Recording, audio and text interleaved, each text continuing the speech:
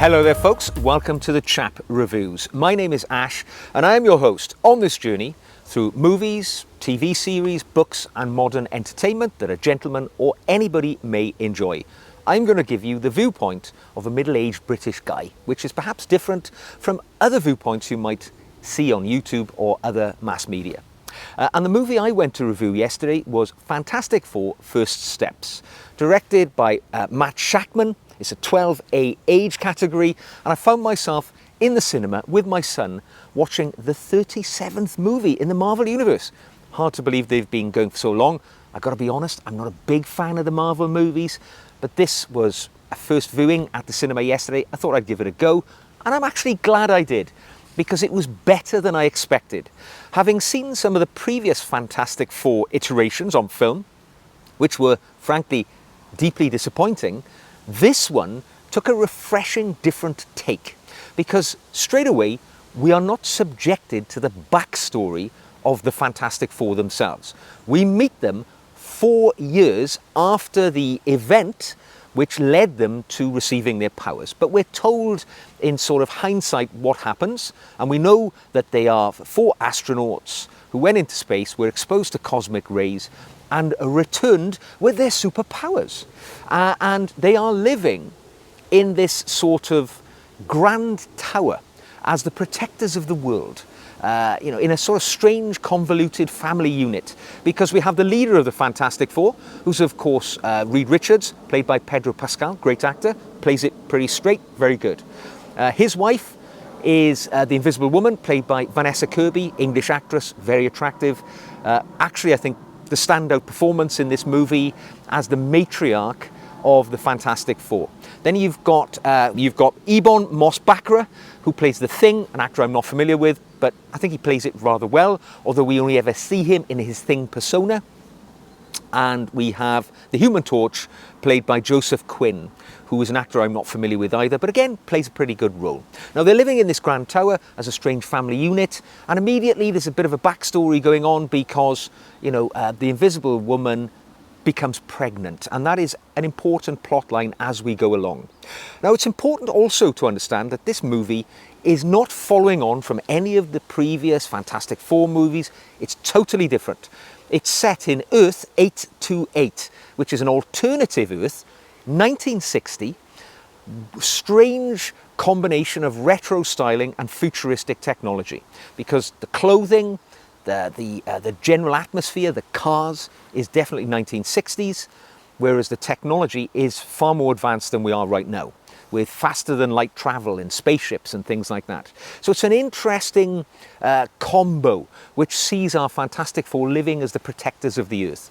And their comfortable existence is somewhat thrown into upheaval with the arrival of the Silver Surfer, who proclaims to the planet that Earth has been selected for destruction by this cosmic entity called Galactus, who appears to be a sort of universal vampire who travels through the universe feasting on planets. He has this perpetual hunger and it destroys the planets. And the Silver Surfer tells the folks, sorry guys, you're all doomed. Enjoy your last couple of days, because when Galactus arrives, it's all over. Well, of course, what does the Earth do? It sends its protectors, the Fantastic Four, into space to try and sort this out. They do a little bit of investigation.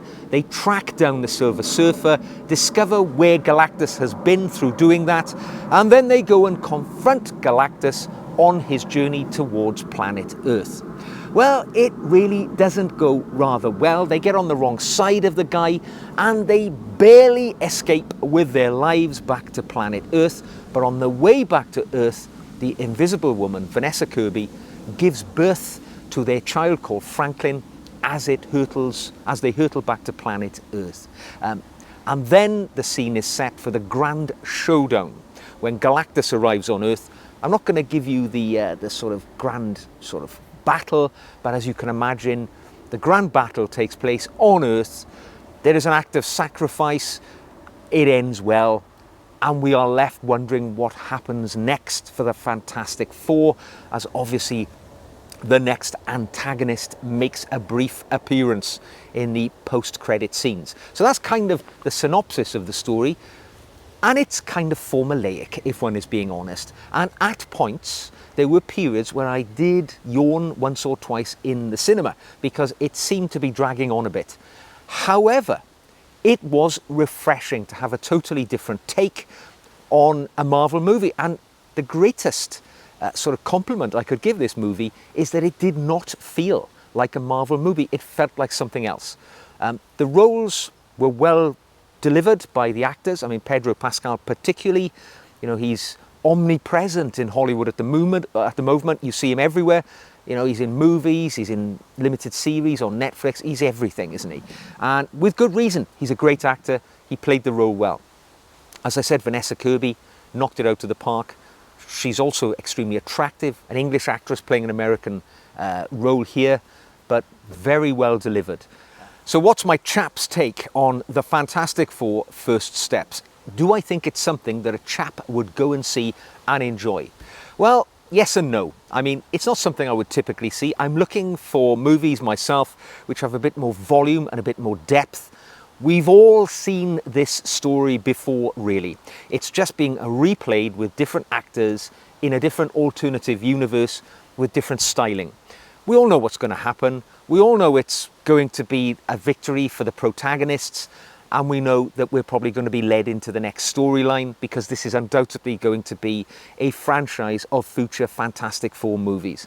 That said, it was an interesting way to spend a couple of hours, and it is barely just 2 hours long, which is good because some of these more recent Marvel movies dragged on far too far for me, far too long, just dribbling out the storyline. This one, there were periods where I thought they could have hurried it up a little, but truthfully, we fairly enjoyed it. I mean, talking to my son on the way out, he really enjoyed it, and if I had to give this a score out of 5, now I'm scoring my enjoyment of movies, books or whatever with my bowler hat score, and I'm going to give this one 3 out of 5 bowler hats because definitely it's fun, it's enjoyable, but we all know what's going to happen. It is well delivered by the actors. It is a different take on something that we've seen before, and for that reason I did enjoy it. Will I see the next one in the franchise when it comes out? Probably not. But that's just because I'm looking for more depth and richness in a movie than perhaps Marvel is ever going to give me. And as a middle-aged British guy, take that as you find it. If you've got kids, yes, go and see it. They'll lap it up. They'll enjoy it. You'll enjoy the styling. Seeing, you know, the lead actor, Pedro Pascal, Reed Richards, in pretty much every scene where he's not in his costume, he's wearing a collar and tie. Now, you don't see that very often. I hope you have enjoyed my review of the Fantastic Four First Steps. If you have, don't forget to like the video and subscribe if you'd like to see my future reviews of movies, TV series, books and other entertainment forms. I'll see you again very soon.